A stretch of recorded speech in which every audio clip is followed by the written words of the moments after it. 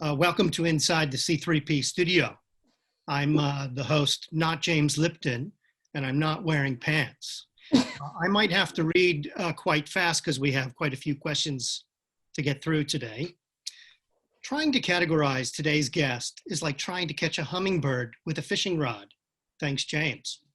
According to her IMDb profile, she is an accomplished producer, an actress known for the 2017 web series 30, the 2014 multi-platform drama Starting From Now, and the 2013 action fantasy, sci-fi, dark love story, political adventure drama thriller called Atomic Kingdom. This is, of course, only a partial list of Sarah's achievements, and listing them all would delay the moment that I'm privileged to say the C3P Studio welcomes Sarah. For my first question, Sarah, we turn to the 2017 web series 30, starring you as the affable Bianca Lee, appearing next to Wollongong's own Jordan Meaney. 30 is more than a number. The series was nominated for the Best Australian Drama at Steiner's 2017 Melbourne Webfest. And that's right, it is currently ranked by the Web Series World Cup, the preeminent circuit of festivals dedicated to both narrative and doco, short-form episodic content. Sarah, the question is, what made you decide to produce and to act in this project called 30, and how has it paid you dividends in your career? Thank you, Brian. Great question. So I actually jumped on board 30 as an actor, and I only became a producer a few weeks into the actual show. And that's just because Trisha, she's an actor producer, and she was just winging it like a lot of web series producers do. And because I had a production company, she was just plowing me with questions, and I didn't necessarily have the answers, but I thought it would be a good project to just jump on board with and just kind of learn the ropes. So I guess it's benefited me in two ways. One being a credit, which is really important just in terms of getting funding and kind of moving yourself up to the next level. But also just learning from the mistakes that we've made, or just things that just didn't quite work on a project that isn't your own, is a great way to just, I guess, learn without having to pay for it personally. Yes, indeed. Sarah, prior to 30, you starred in writer-director Julie Kalseff's award-winning 2014 multi-platform drama, Starting From Now. It has amassed over 130 million views and has been watched by more than 230 in more than 230 countries. Your breakout performance as Steph in this international hit series won you Best Actor Female at the 2016 Indiepossible International Film Festival and Best Supporting Actress at the 2015 New York City Webfest. Thinking back to 2015 and the New York City Webfest, can you tell us how diverse were web series back in that time, and how have they changed since then? Yeah, so Steiner might be able to just pitch in if he thinks that I'm not really quite on board with this. But from what I remember, I think there's more dramas on web series, in web series competitions. So there was a lot less competition in the drama field, from what I can remember. And also, and this is not a genre thing, but web series have got a lot more funding. So in general, they're bigger productions, and the competition is a lot harder because there's a lot more of them. I would agree with that. Sarah, prior to Starting From Now, you starred as the bloodthirsty, heroic, post-apocalyptic, post-space age character Bloodstone in the 2013 action fantasy sci-fi known as Atomic Kingdom, a saga about the relentless fight to stop the twisted Madame Lyra from taking over the Atomic Kingdom, once known as Australia, before the Revolution of 2190, which was about roughly 500 years after World War III. Sarah, back in 2013, when you made that series, when you appeared in Atomic Kingdom, if someone would have told you that you would be producing and researching on web series today in 2020, would you have called them crazy? That is, could you have imagined or perhaps hoped that you'd be dealing with web series and would outlast the Sony portable mini disc magneto-optical disc-based storage data device that died in 2013? Yeah, no, absolutely. When I first started getting involved in web series, I actually hadn't heard of one before I was part of one.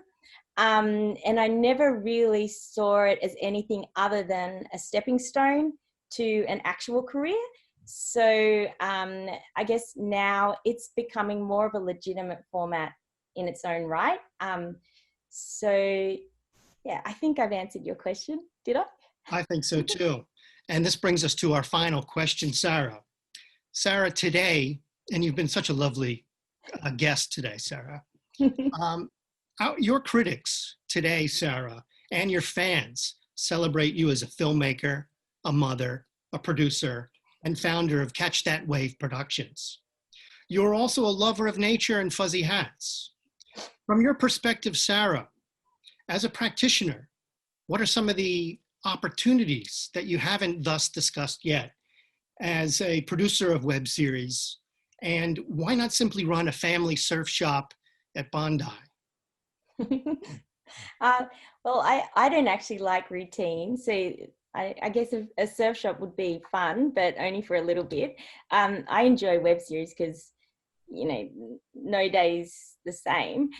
But in terms of opportunities, people step into web series for all sorts of reasons, and I'm really looking at it just as a way of creating content, which as an actor is kind of hard to do if you don't get picked up by casting directors or get picked up by a director who happens to think that you're perfect for their project, and then you're hoping that that project is actually a good project to begin with.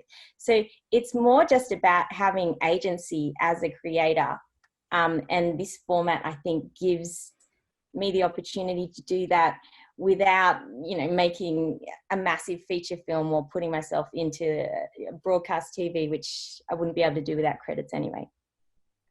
Sarah, thank you so much for sharing your insights on that very complex web of web series. And we look forward to seeing more from this space. We'll open it up to questions with the rest of the group now. Thank you, Sarah. Thanks, Brian. Thanks, Sarah and Brian. Brian, I think I'm going to have to update the branding on the C3P page to fit with your new logo there. We've got a couple of questions in the chat here. So maybe Amy, do you want to unmute yourself and maybe you can ask this question by voice if you want. And Kath picked up on it, so maybe Kath can jump in too. Great. I have a lot of questions. This is fascinating. This is very much the stuff that I'm interested in. First question I put in the chat. Why do you think there is more emphasis on a drama now than there was, 3 to 5 years ago? Do you think that has something to do with the bigger budget shift? I think it does. And I think it's also that web series are becoming more of a legitimate format, as in industry-wise, as well as, I guess, they're getting more viewership. But I think traditionally, or at the beginning, definitely, web series were more of a comedy skit kind of format. And people wouldn't necessarily be watching dramas on the YouTube platform. And we actually found that with 30 as well, because 30's housed on YouTube. And it doesn't have a niche, like, say, Starting From Now was very niche. And at the time that it came out, there wasn't a lot of LGBTQI content, especially in Australia. So it really found its niche straight away. And that was a format where audiences just gravitated towards it. But we found that with 30, even trying to get viewers onto our YouTube platform has been relatively difficult. But yeah, to answer your question, I think, oh no, wait, did I answer your question? Sorry. Drama Drama. and why? Yeah. So I think it's twofold. It's becoming more legitimate. So drama creators are, using it as an actual platform where they're creating content. Whereas before, it was very much more skit comedy based. Yeah. Kath, I'll let you contribute. That was interesting. I thought a lot of comedians seemed to take it up early, and then people interested in drama got on board later when they saw the value. I wondered, do you think, television's changed so much in the last 10 years. We think of the web series at the moment, everyone talks about it being a pathway. Do you see it potentially as having a future where it's not a pathway, it's just its thing in itself? In the way that a lot of film directors switched over to television and said, I'm just going to do television now. I think Soderbergh did that. Do you see it as being an end in itself? Yes, yeah, absolutely. And that's one of actually the core questions in my PhD that I'm asking a lot of producers. Yes, I do think it's starting to become its own format in its own right. And that's for a number of reasons. More people are making web series, but also the way that people are starting to view content, especially younger generations. They're not necessarily just going to broadcast networks and going to Netflix and Stan and Prime just for their content. They're going to YouTube and Snapchat and Instagram and all these new platforms. So as these platforms are created and as those platforms to watch it, more content creators are kind of going as a legitimate route. Yeah, it's just really interesting. Our viewing is changing so much, and I wonder how it's going to change who we are. We don't even view television in the same way. We download a series and might watch it when we want to. So now, what will happen with web and shorter series, and how will it change us? I wonder. Yeah, absolutely. It's really fascinating to watch, and it's one of the core questions, and everyone's got their own takes on it, but I think we'll definitely see it becoming legitimate, especially as the younger generations become the content creators, and that cycle continues. Has anyone sort of given you that you've interviewed sort of said, this is how I see the future? Yes. And what have they said? Sorry, what was that? And what did they say? Yeah, so a lot of the actor producers see it as a pathway still, very much so. But a lot of the people who are into, these new age kind of platforms and the emerging platforms have said that apart from the fact that you can't monetize it per se, so even if you have the hundreds of millions of views, you can't live off that. So that's the biggest block in terms of it becoming completely legitimate as a pathway and as a format.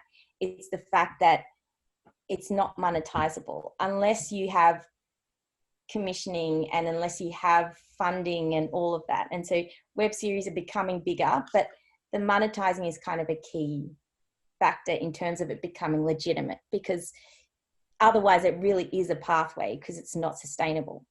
Yeah, right. Thanks. But on that, Sarah, I can absolutely see you just merchandising the crap out of K-Noir and Right?